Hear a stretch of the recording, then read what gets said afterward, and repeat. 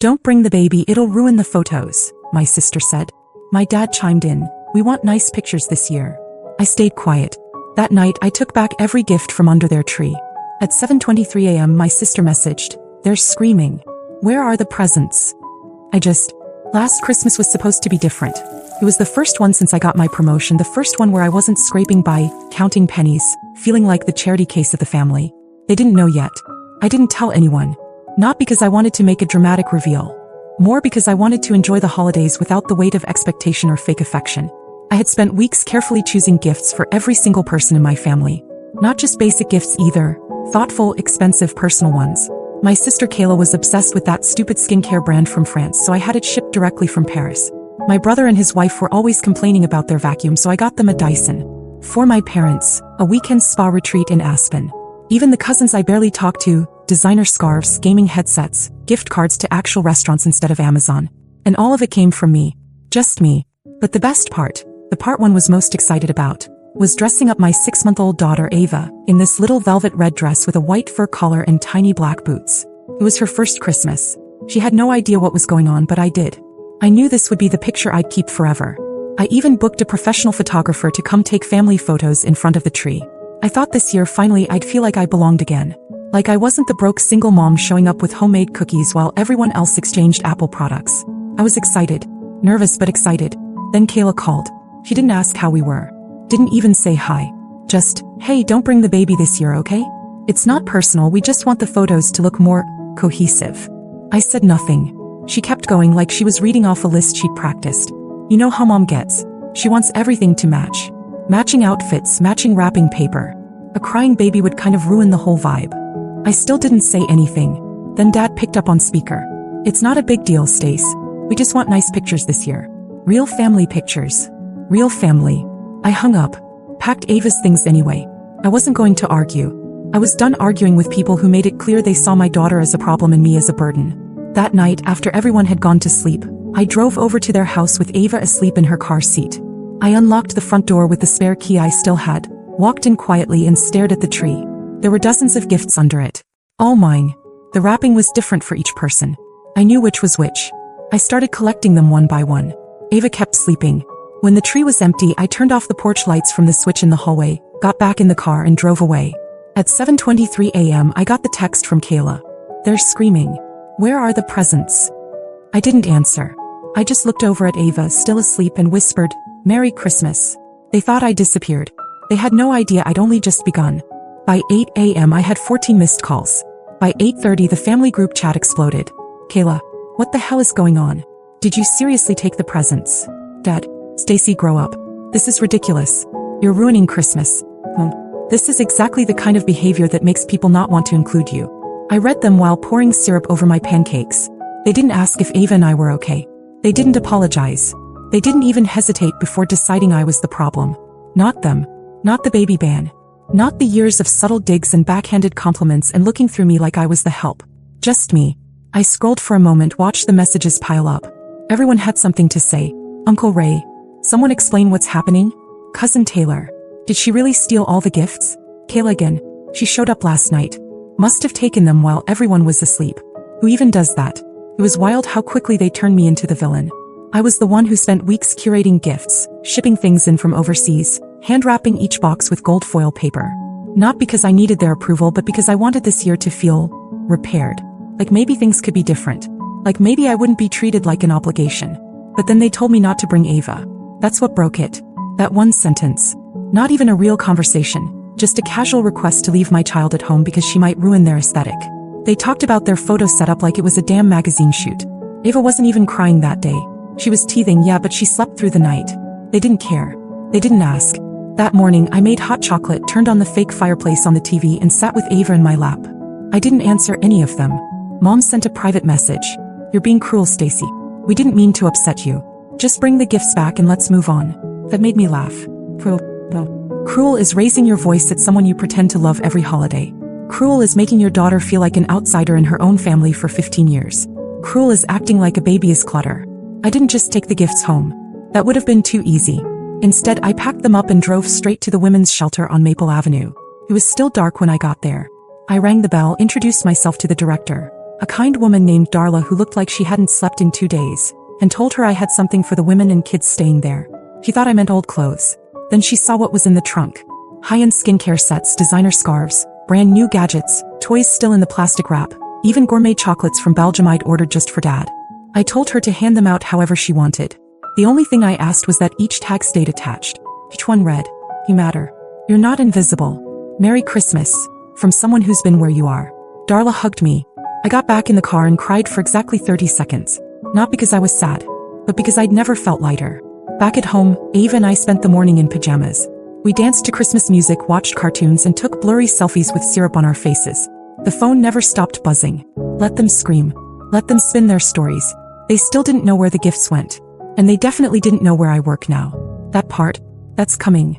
The texts didn't stop for 2 more days. They went from shocked to angry to suddenly sentimental. By the 26th, Mom had switched to guilt tactics. "We just wanted a peaceful Christmas, Stacy. You always make things complicated." Dad followed up with a passive-aggressive gem. "Guess we know where your priorities are now." I ignored it all. I didn't post anything about Christmas. No photos, no captions. I let them stew in silence. But then Kayla made the mistake of trying to publicly shame me. On the 27th, she posted a photo of the empty Christmas tree on Instagram. Just the tree. No gifts. Her caption said, "Some people only give so they can take it back. Lesson learned. Family shouldn't come with strings." I saw it at lunch. I was sitting at a conference table in a glass-walled office on the 41st floor of a midtown building, eating sushi off porcelain while our junior designer pitched a $1 million lobby renovation to a client. When it wrapped, I excused myself, walked back into my office, closed the door, and stared at Kayla's post again.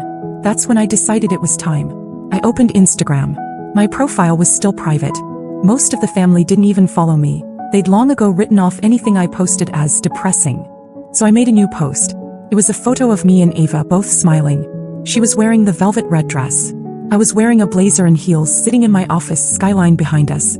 On the desk in front of me was a gift bag with my company's logo on it and a note. "Thank you for everything you've done this year. The partners." I didn't write a caption. Just tagged the firm's official account.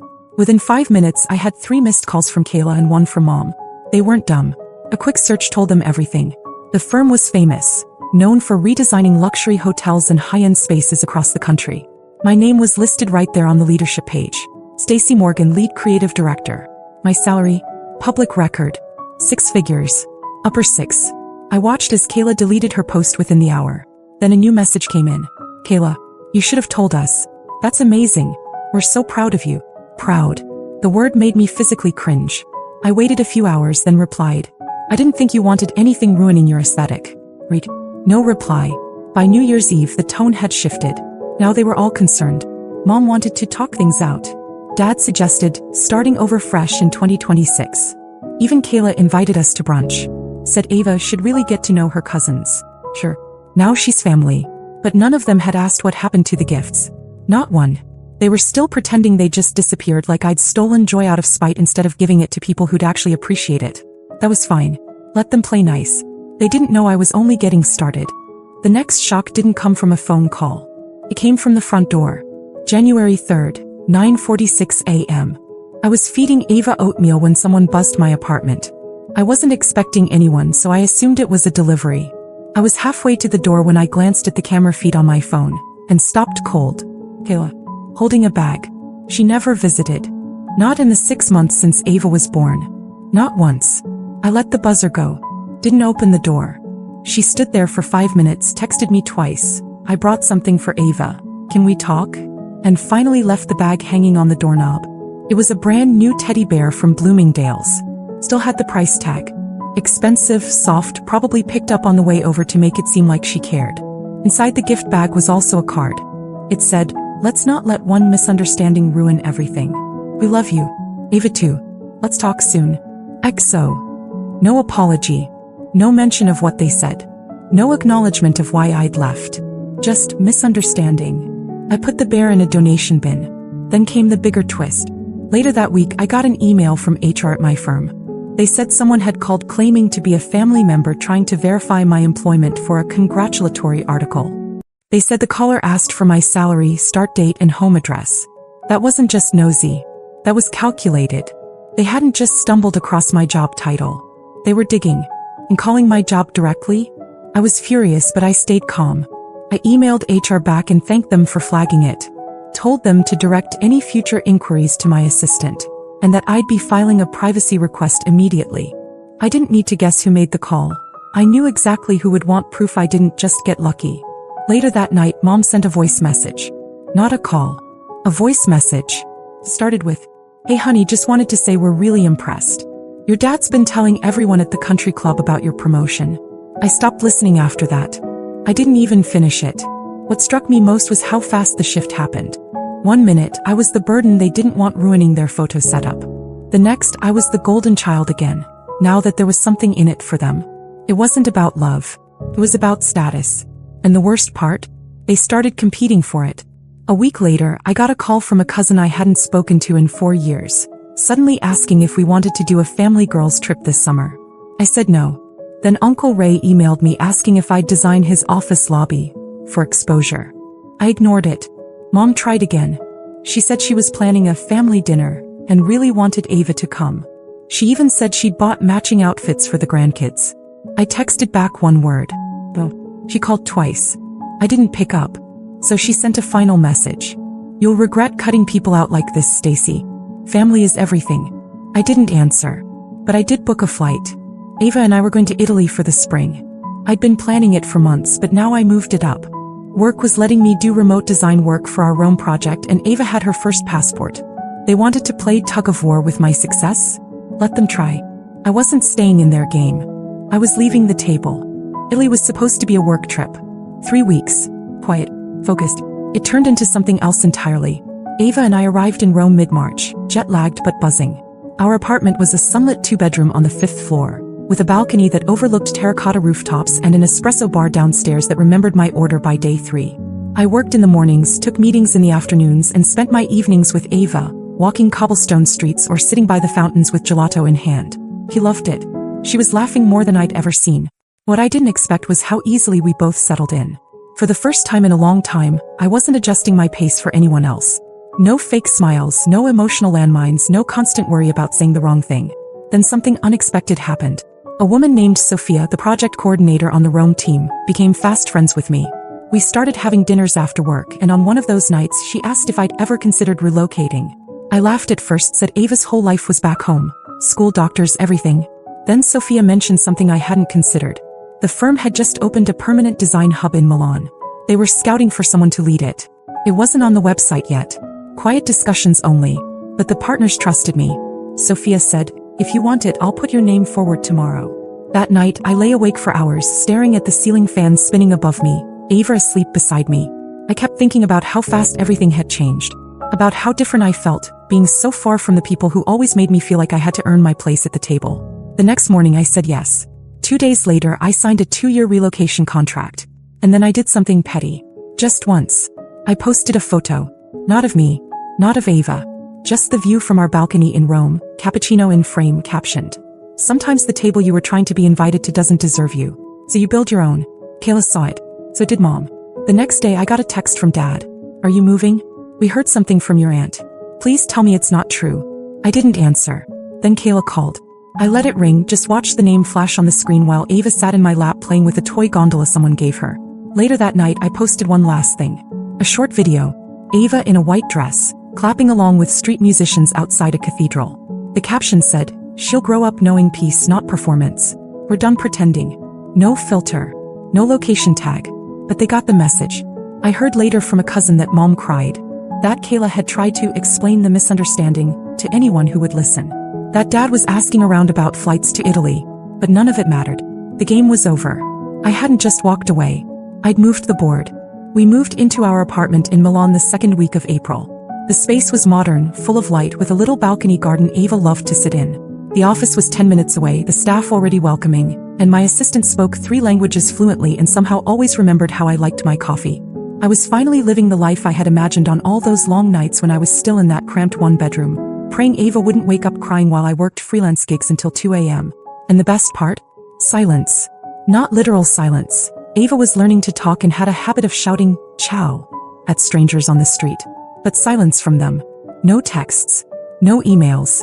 No guilt-laced voice messages. It was like they'd finally gotten it. At first I expected some final dramatic attempt to win me back. A flight, a surprise visit, maybe a letter. But it never came. They stopped trying. And for the first time in my life, I felt what it was like to not be chased by obligation. Just freedom. It wasn't that I hated them. I didn't. I just didn't need them anymore. And they didn't know how to love someone they couldn't control or shame into staying small. The emails about birthdays and reunions went unanswered. The family photos they posted on social media were suddenly very curated, very filtered, and very missing Ava and me. I watched from afar. Calm. Detached. Unbothered.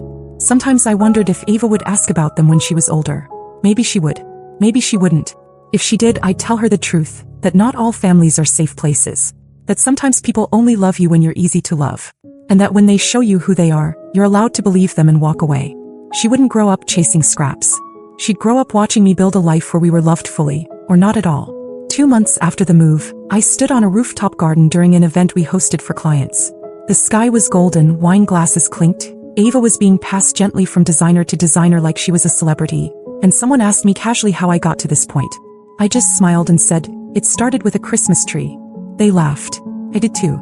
But in my head I finished the sentence. Started with a Christmas tree, and ended with me finally choosing myself. And I never looked back. Ava just turned 2. We had a picnic in the park near the Duomo with a few friends from work and our neighbors, who've become like extended family. She got a little red scooter, gelato all over her face, and fell asleep curled up in my lap while the sun set over the city. There were no drama texts. No backhanded compliments. No guilt. Just joy. I got promoted again last month. Creative executive, overseeing European projects now. My name's on contracts I used to dream of even reading.